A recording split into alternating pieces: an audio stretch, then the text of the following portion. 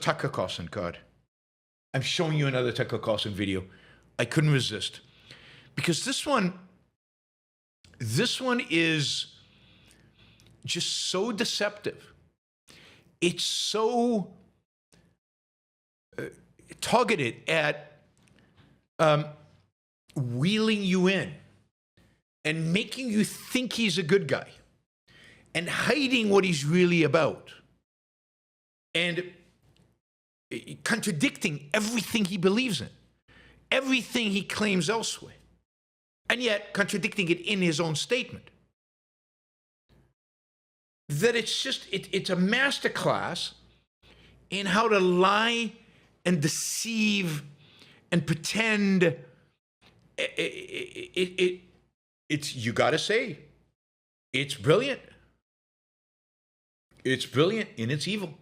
This guy is evil, but, you know, with the exception of again, why anybody takes him seriously, I don't know, but I've been watching this interview he did with Piers Morgan, and Piers Morgan takes him very seriously, and Piers Morgan spends a lot of time with him, and they talk, and Tucker Carlson spouts absolute nonsense, total BS stuff, and Piers is not smart enough or knowledgeable enough to go back at him at anything. There was a whole exchange I watched. God, what? I don't know why I do this to myself, but I did watch it.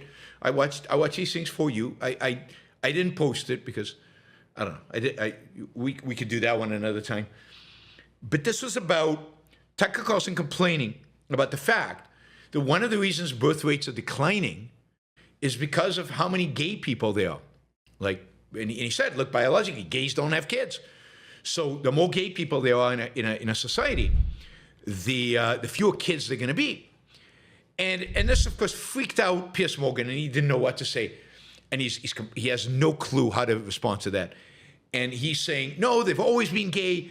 And Tucker's going, no, there are many, many more gay people today than there were in the past. And Piers is saying, no, you know, people are born gay, so the number of gays is always constant. But just in the past, you know, so you know, Tucker doesn't have any answer to that. And he's saying, no. Tucker's saying today, 30% of people self-identify as gay. That wasn't true in the past. And Piers is like, yeah, because in the past they were persecuted, so they hid in the closet.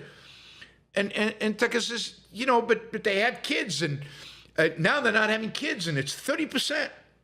30% of, you know, 30% of people are saying that they're gay and they don't have kids. And Piers and then, you know, Tucker Carlson gives Piers Morgan a gift. Of course, a gift Piers Morgan cannot respond to. And Tucker says, you know, in Asian societies, he says this can't be genetic, because in Asian society, like Japan and South Korea, they don't have gays, or they don't have 30% of the people gay.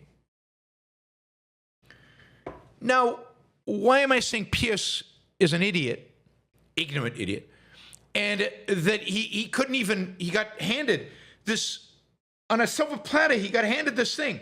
On a silver platter. I mean, he could have nailed Tucker Carlson to the wall, and he let him get away. Two things. One, what is the percentage of gays in America or the UK, Western societies? Well, just ChatGPT it or Google it or whatever. Self-identified gays, I mean gays in terms of male homosexuals, I think it's 1.4%.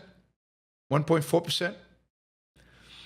If you take out LGBTQ plus and everybody who announces they're bisexual, you know, and bisexuals can have kids, so bisexuality is not an impediment to multiplying. Indeed, nothing is, because you could do surrogates and you could do artificial insemination. You can do all kinds of things. So, you know, lesbians can have children, but put all of that aside. Let's pretend none of that exists.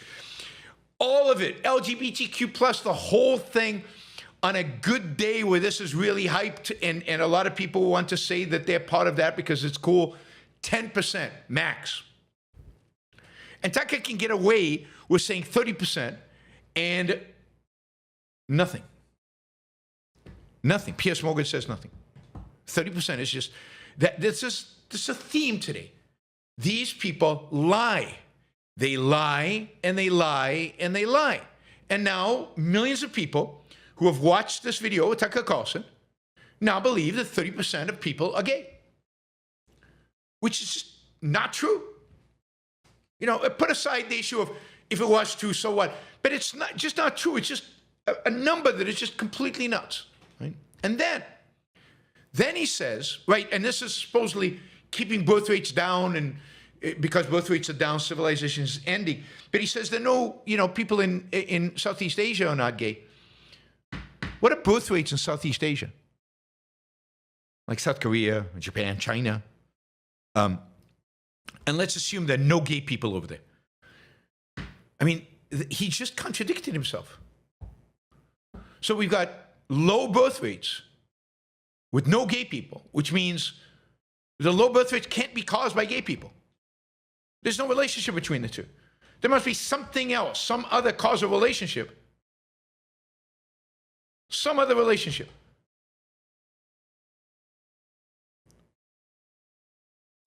Other than,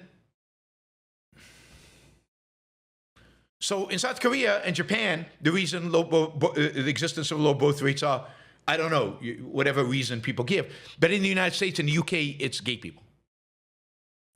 I mean, the guy is just unhinged, but he lies. It's not that he doesn't know the data. He does. He's smart.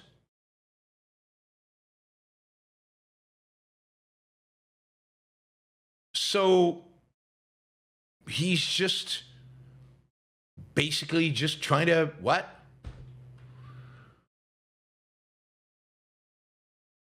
I mean, you can come up with all the reasons you want: cost of living, poor social skills, you know, expectations. Cost of living is BS. That has nothing to do with it. But, okay. I mean, Japan and South Korea have way lower birth rates than the U.S. No gay people. According to Tucker, I don't know what the stats about gay people in South Korea. I don't really care. But according to Tucker, no gay people. Then how do they have low birth rates? Maybe there's another reason. Maybe something else is going on. Maybe there's some cultural phenomena that is disencouraging or causes people not to have kids, or dissuades people from having kids, disincentivizes kids. Maybe it's cost of living, which I don't think. Maybe it's poor social skills. Maybe it's a culture of pessimism. Maybe it's people like Tucker talking all this nonsense. Maybe it's a fear of immigrants or fear of climate change, or just fear when you live in fear. Who wants kids?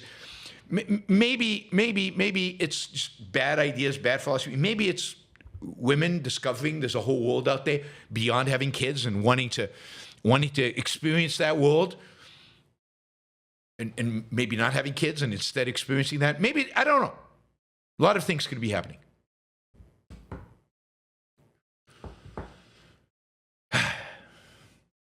But this is Piers Morgan. He's supposed to be like the top interviewer in the world, right? He's like, and he can't catch Tucker Carlson on that, that level of stupidity. Anyway, here's another Tucker Carlson one. So, sorry, that was I don't know, I'm just going to talk today, it seems like. No questions from you guys, no stickers, no support, and I've got material here for like 5 hours. All right, here's the Tucker Carlson video.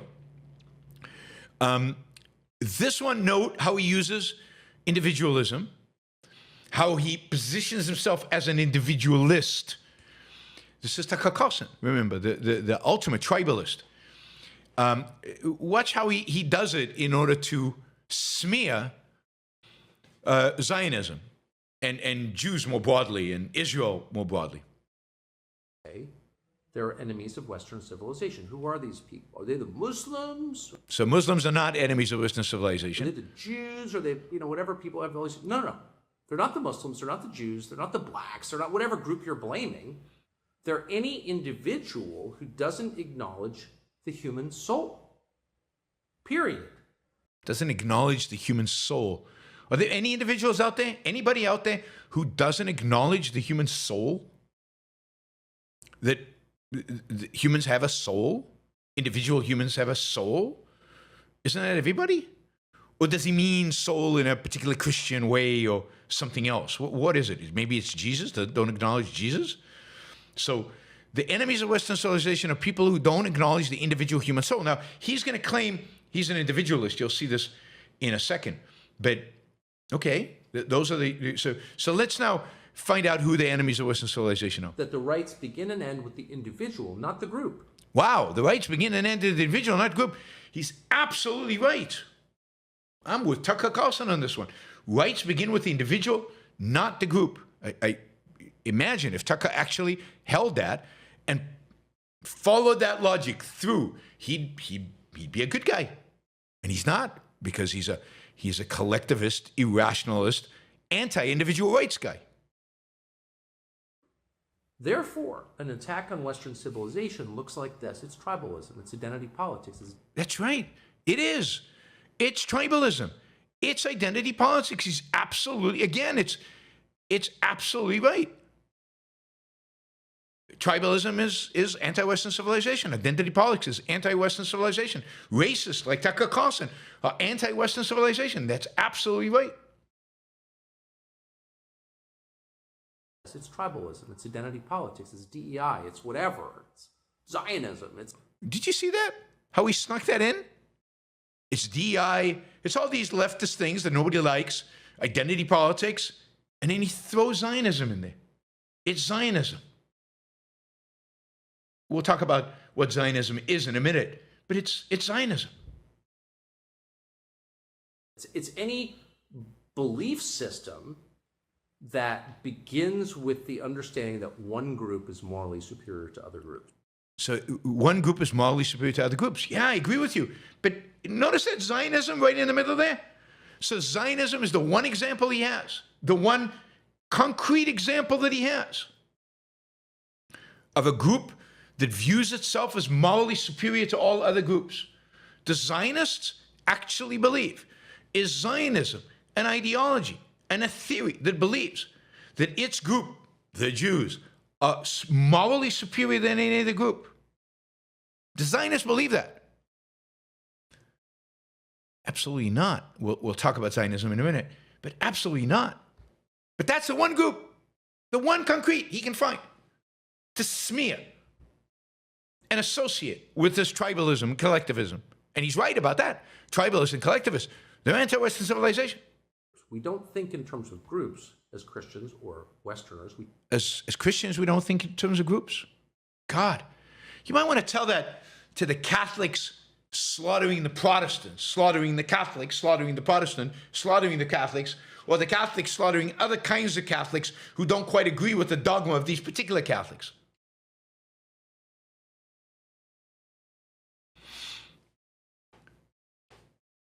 So Christians deal with people in terms of groups all the time. All the time. Wow, John is so enthusiastic. He's asking the same question twice, a question he's already asked in the past. Isn't that amazing? John, wow. Twice, $10. Two fives. I'm excited. Yeah, amazing. We think in terms of the individual. It's literally that simple. And the reason it's important to say this out loud is because there are so many interests vying for the mantle of defender of Western civilization. What does it mean to defend the West? What does it? Netanyahu, I'm a defender of the Western...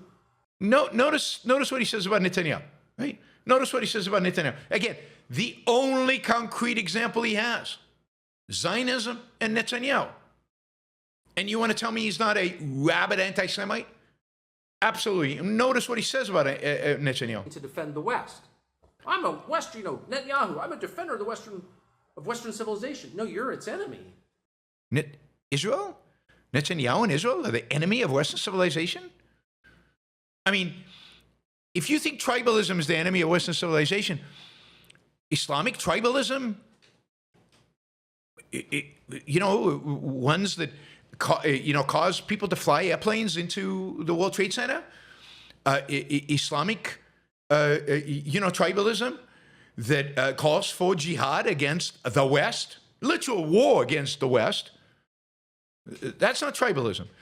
And the people standing up against those jihadis, standing up against the violence of Islam, they are what? They're the enemies of Western civilization. Israel, standing up against the explicit enemy of the West, the enemy of the West that actually declares itself an enemy of the West, the only one. It's Israel that is the enemy of the Western civilization.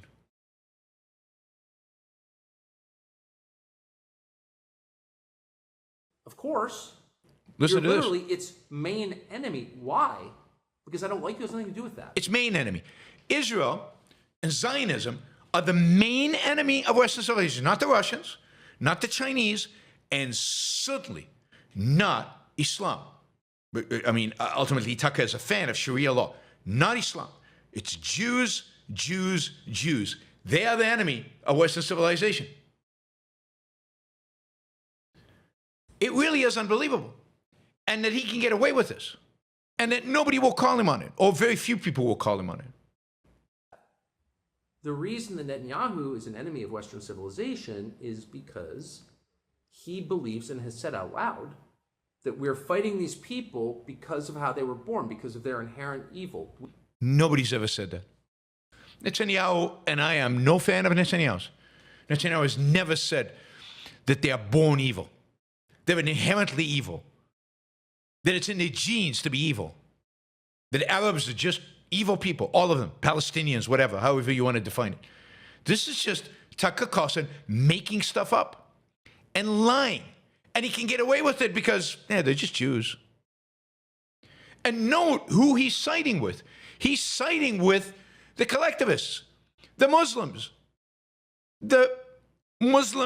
not just any Muslims, the Muslims who are affiliated with an Islamist ideology. He's siding with Hamas. He's siding with Al-Qaeda. He's siding with ISIS. He's siding with Qatar, who supposedly, according to some, pay his bill. I don't know if that's true. I'm just asking questions. What do I know? You could have used Hamas as the example of the enemy of Western civilization, but no. Use Israel and Netanyahu, and then put a quote into Netanyahu's mouth that he never said, ever said, and which is not Zionism. Because of how they were born, because of their inherent evil. We don't believe in that. It's not true. Every person is inherently flawed, but salvageable. I don't believe people are inherently flawed, and I don't think Tucker is salvageable. Because God made every person.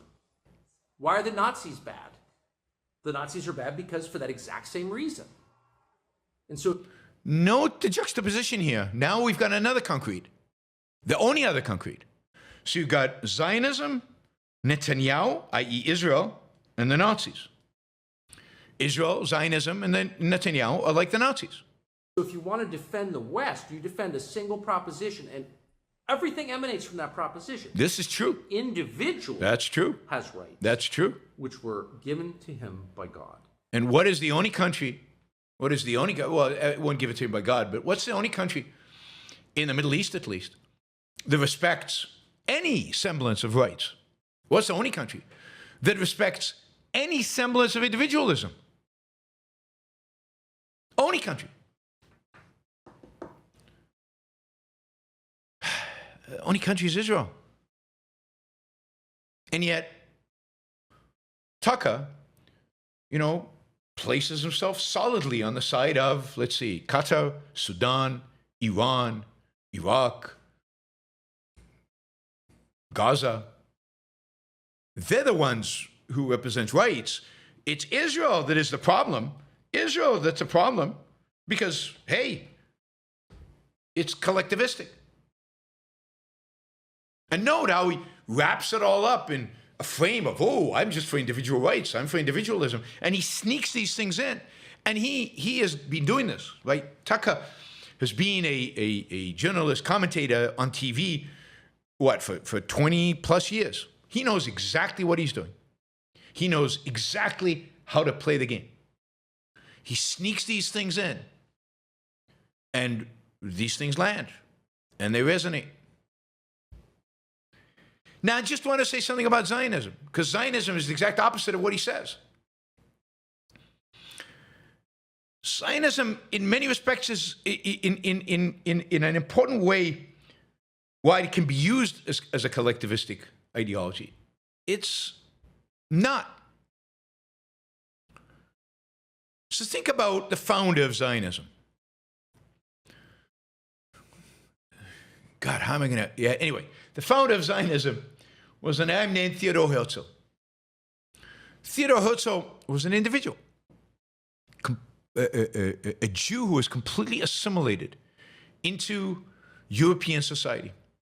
He dressed like a European intellectual. He wrote like a European intellectual. He lived like a European intellectual. He believed that Judaism should disappear. He was an Austrian, lived in Austria. He wasn't a Jew. He believed that Jews should become just French and Austrian and German and Russian, and the Jews should ultimately disappear and go away. I mean, this was his worldview. He told Jews to blend in as much as possible, and this is my view. He also believed that Europe was the future of the Jewish people. He thought Western values, Western society, Western culture was the best culture ever, and it was the place for Jews. He was proud of Western civilization. He was proud of being part of it. He was a journalist. And he actually, lambasted the Jews for not acting European enough. He wanted them to become more European, more assimilated. Right. And then as part of his work as a journalist, he was assigned to Paris for his Austrian paper to cover the Dreyfus affair in France. And he saw thousands of so-called enlightened French citizens scream against the Jews in the French speech. There was a newspaper that was published in Paris in the late 19th century during this Dreyfus trial and after, called The Anti-Semite. It was a newspaper. Screaming against Jews. And, persecuted. A Jewish officer was falsely accused for spying for the Germans. And it wasn't like down with the criminal, even though he wasn't even a criminal, he was set up. It was down with the Jews. That is, he saw in liberal France, in liberal Paris, in Paris of the 19th century, of, Paris of Hugo and Chopin, and, Paris, the beautiful Paris of the, what do you call it, something epoch, the beautiful period. Down with the Jews, And he thought to himself, if this was happening in France, the most modern, open-minded place on the planet, if hatred for the Jews was that deep, that everywhere, what was to become? And by the way, Dreyfus, who was a Jewish senior officer within the French army, was completely assimilated. He was Jew by birth only, by DNA or whatever you want to call it. He didn't behave like a Jew in a sense of practicing. He wasn't religious. He was an atheist. He was a Frenchman. If you'd asked Dreyfus, what are you? He would have said French. He was a French patriot.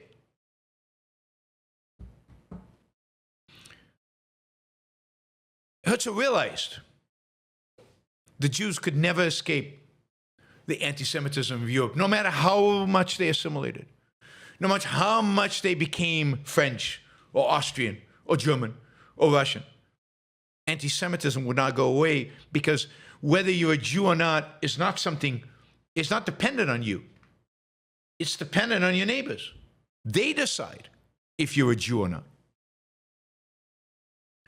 And he decided that Europe would turn against the Jews. He predicted the Holocaust 45 years before the Holocaust. He understood that no matter how European Jews became, the crowd will always remind you that you're a Jew when it suits it. And he realized that the only path that the Jews had to survive, to continue to exist, was by creating their own state, defending themselves, not being dependent on anybody else to defend them. So here was a fully assimilated European realizing the Jewish safety depended on them creating their own state and on them allowing that state to be a refuge for Jews as long as anti-Semitism still existed.